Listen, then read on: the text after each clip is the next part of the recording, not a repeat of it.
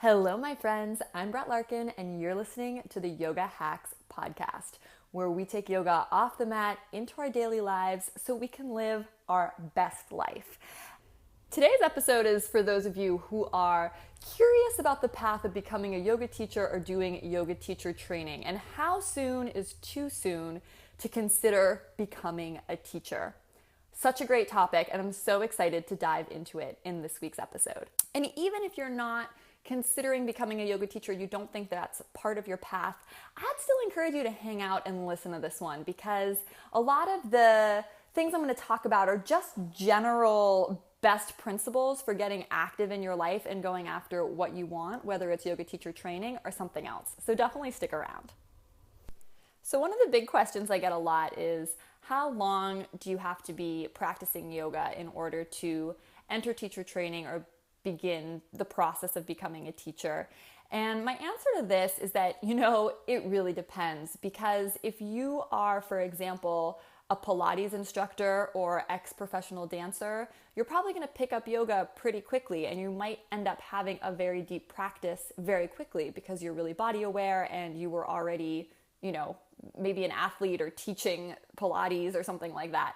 So for you, maybe 6 months is enough. For someone else, I'm talking about body awareness instead of length of time, if you notice. So if I had to give her a general guideline, like get gun to my head, right, I'd say 6 months to a year. You probably want to have a solid 6 months to a year of practice under your belt before you start thinking about becoming a teacher. But that's going to widely vary depending on who you are and where you're coming from.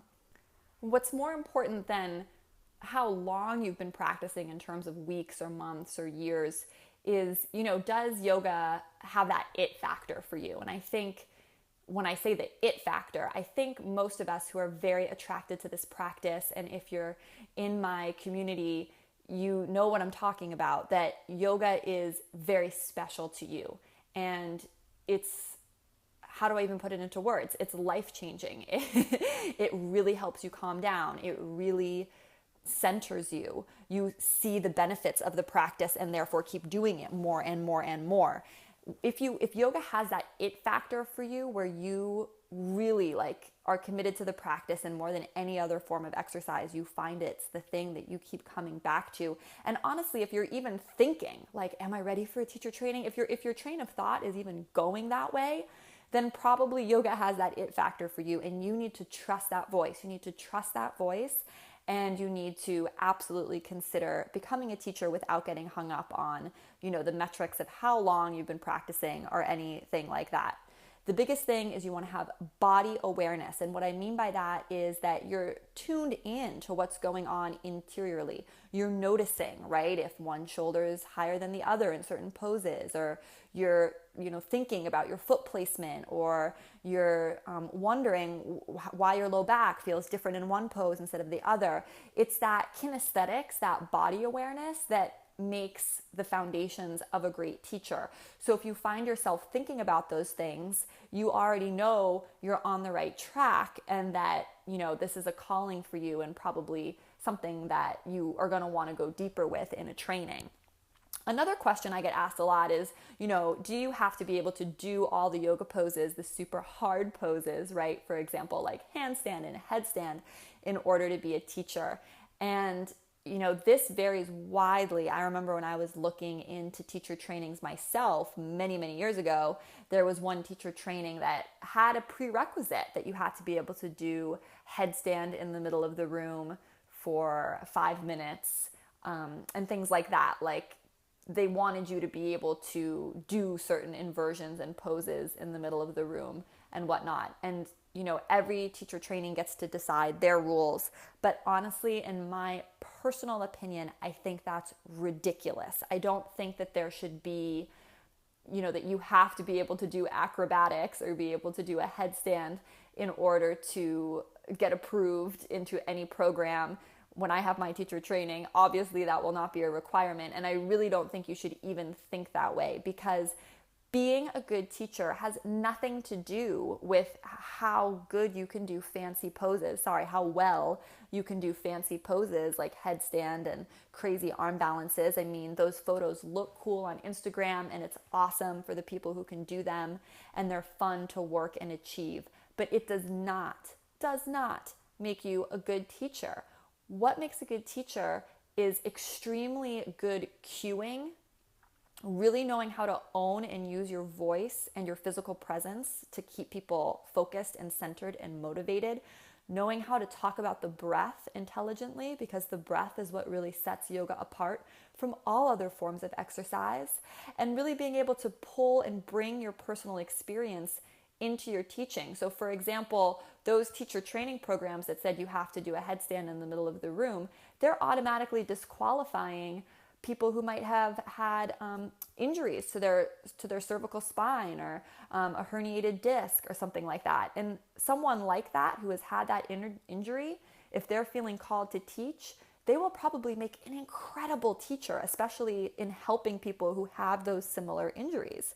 So it's just ridiculous to me that people should ever feel that they can't teach because they can't do a certain pose, because again, this is my personal opinion, but I think a lot of the fancy, super hard yoga poses, it ends up just sort of being like a vanity metric, like having a lot of likes on your, like Twitter or something. Twitter doesn't have likes. You know what I'm saying, guys, right? It's not what it's about. It's not what being a real caring, compassionate teacher who can cue and guide a class safely is about. And in my teaching master classes, my Teach to Inspire, Find Your Voice, cueing masterclass and my sequencing masterclass, I talk a lot about how there's a lot of different approaches you can take as a teacher. Some teachers really demo physically a lot, and that's how they keep the class focused and united and get their lesson across. And other teachers don't physically demonstrate the postures that much at all. There's a lot of different approaches you can take once you're a teacher. So please don't let the fact that you don't think you have the right body type, or you don't think you have the right set of hard arm balances down, or whatever, prevent you from pursuing your journey as a teacher. Because to me, what's most important, right, is that if you feel that voice and you know yoga is powerful for you and it's improving your life and you want to share that, you have to follow that. And you have to 100% believe that the way the practice is going to come across through you is going to be special. And it is. I'm telling you, it is. It's going to be special because no one is you. No one has your unique story and backstory, and no one's going to talk about the poses and the breath the particular way that you can. That's, because we're all unique. There's no human alive like you. So this was a huge hang up I had, because I almost never ended up teaching, even after I did my teacher training, because I thought, like, who would want to listen to me teach yoga? There's already so many yoga teachers. Who needs my voice? There's nothing special about me. And I had a teacher and mentor and friend who drilled that out of me, and I want to drill it out of you if you have that thought pattern, because it's just not true. It's not true. So this is, now, sorry, I got impassioned there. I want to go into a little bit this idea of the next step being teacher training and picking your teacher training. And to give you guys if you want to check out those master classes I mentioned, because you don't need to be a teacher to do the master classes. They're actually fantastic to do if you're just curious about teaching, because it'll give you kind of a look at what goes on behind the scenes. You can get those at brettlarkin.com/teach. brettlarkin.com/teach. You enter your email and I send you some really awesome content about my journey as a teacher, and then I invite you into the area where I have the master classes. If you're considering teacher training, you want to go to brettlarkin.com/YTT, which stands for Yoga Teacher Training. There you can also enter your email and get a really great video about picking your training and how to know what training is right for you, how to save money on your training, like tons and tons of tips from me to you. But something I didn't talk about in that video that I wanted to bring up in this podcast episode was that I think a lot of us because in the video, I'm very practical. I'm like, okay, you want to do yoga teacher training. Here's all the things you need to think about. Here's how you need to budget. Here's how you need, like I go that direction. But something I wanted to do in this episode was actually really encourage you to think about, do you need to do yoga teacher training? Like, is that the answer for you right now? And let me explain what I mean by that. But one thing that happens to a lot of people is they do yoga teacher training and then they still don't teach. Like either they did it just to deepen their practice on purpose, so they knew they were never going to teach, and that's fine. Or they did it like me, like secretly wanting to teach, but having no confidence and still not being confident once I graduated and never really moving it forward. So what I want to frame in your mind, and this is just sort of a perception shift, is that I think people think yoga teacher training is the answer. I'll do yoga teacher training and then I'll feel confident to teach. I'll know what I'm doing and everything will run smoothly from there. And what I'm telling you is that actually doesn't work like that. Actually, you have this whole path that you go on as a teacher, and if like that path is made up of like 30 boulders that you climb or do, yoga teacher training is like one of the boulders. Like the whole training is just one boulder. It's the education piece. It's super important. Not going to deny that. It's super important. It's the education piece. But yoga teacher training is just like, it's like when you go to university and you go to a lecture hall. You do cool stuff, you learn cool stuff. Maybe there's some like workshops and interactive stuff. But then you still have to go out into the real world and like get a job and market your skills and basically learn everything you need to know on the job. I don't know how many of you listening to this podcast, probably a lot, went to college, and it's like, how practical were the skills you learned in like a liberal arts college as opposed to when you actually went to go out in the workforce, right? You have to sort of learn everything and hustle on the go, on the job. And it's the same thing with becoming a yoga teacher. The teacher training is just the academic part of what's going on, actually figuring out how to teach. And most yoga teacher trainings talk very little about cueing, and there's very little time for practice teaching because there's so much material to cover, so much sort of like more academic material to cover. And it's good. That's what yoga teachers training is for. But I want you to not get hung up on that, like your training is the answer. And I would challenge you, and I wish someone had challenged me to do this, that if you feel called to teach, start teaching right now.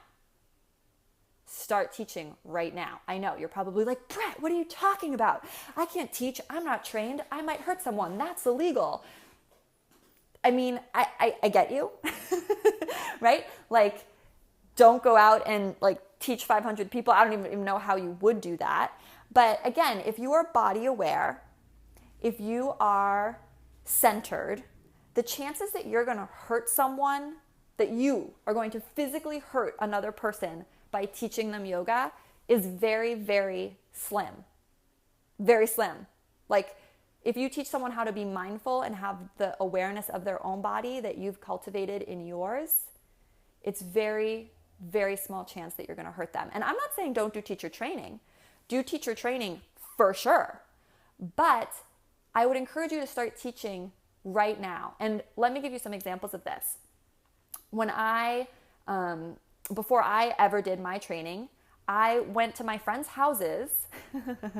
My friends thought I was losing my mind because I was so anti-yoga, anti-anything like soulful and hippy-dippy, like in the early part of my life. And then I started calling my friends and saying, hey, can I come over and teach you how to meditate? Yep. And a lot of them said yes. And I went over to their house and I started teaching them how to meditate, literally just teaching what had been working for me and what I had been learning in my own classes, going to studios, not in my teacher training yet at all. And it was awesome. And you need to start doing that stuff now. I think everyone's like, oh, I'll do my training and then I'll figure out all this other stuff. I'll do my training and then I'll have confidence. I'll do my training and then I'll be ready to practice teach. No, I want you to get into action now, right now. Is there a roommate? Is there a friend? Also, my father has so many health issues, chronic pain.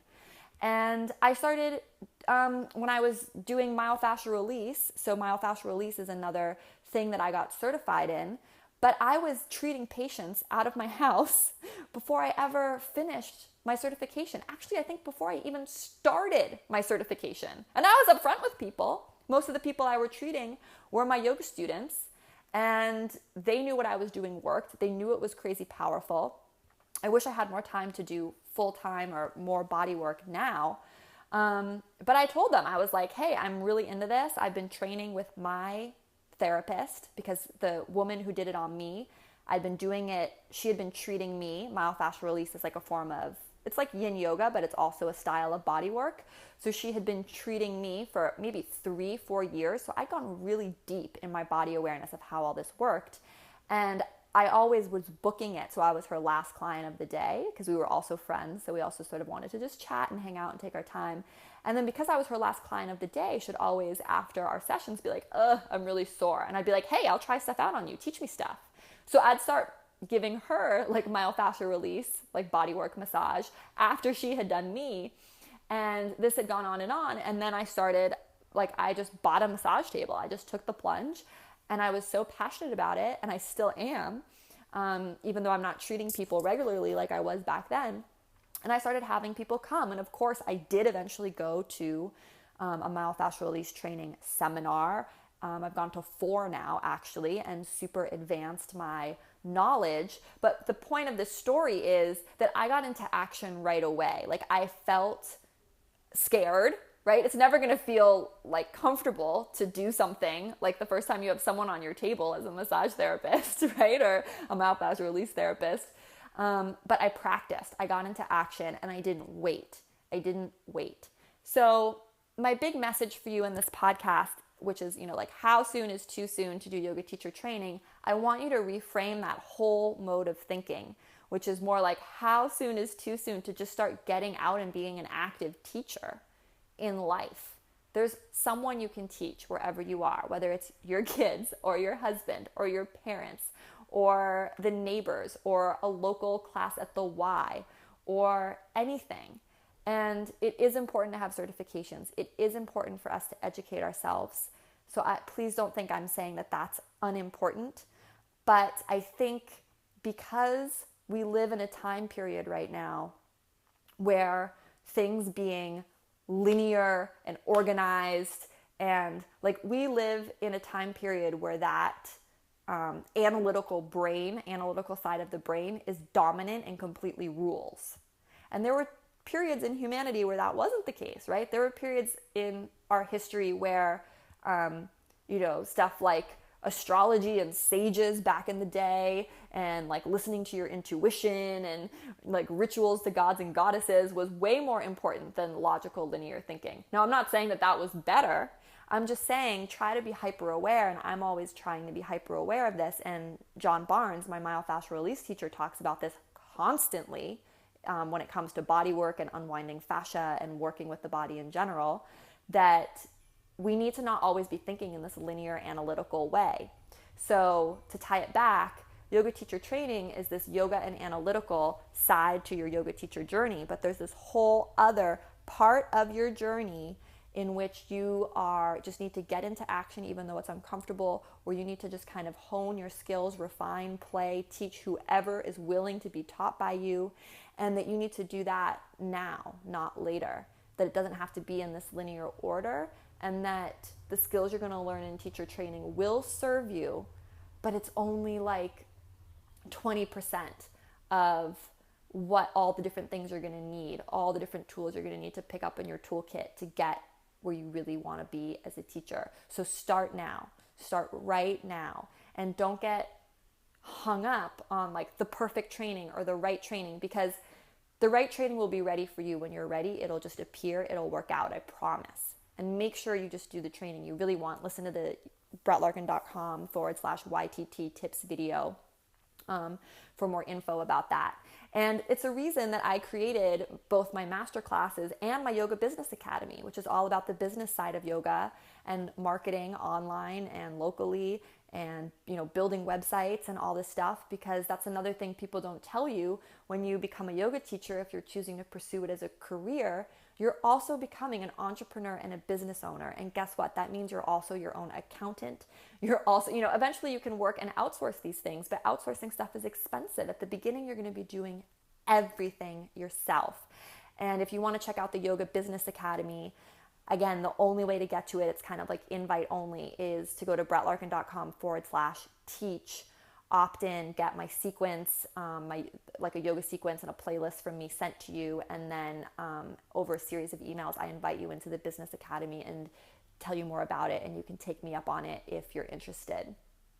Either way, no matter what, I really want you to listen to your heart, to know that the way you teach is going to be completely unique, that I 100% believe in you and am your cheerleader, and that the time is now to get into action.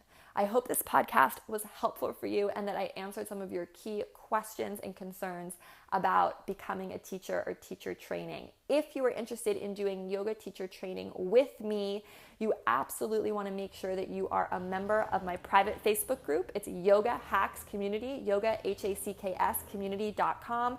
And the next thing you should do is join my membership site, Uplifted, which is pretty new around the time of this podcast. But growing rapidly and a really amazing community. You can check that out at brettlarkin.com/uplifted. I would absolutely suggest any aspiring teachers to get in that group, because we actually do phone calls in which we workshop and help one another in their poses. It kind of is like teacher training in a weird way. And if you're in that group, you'll be the very first to know about the teacher training that I'm doing as it rolls out, how it works, all the details. So as always, thank you so much for listening and tuning in to the very end. So much love from my heart to yours. Namaste.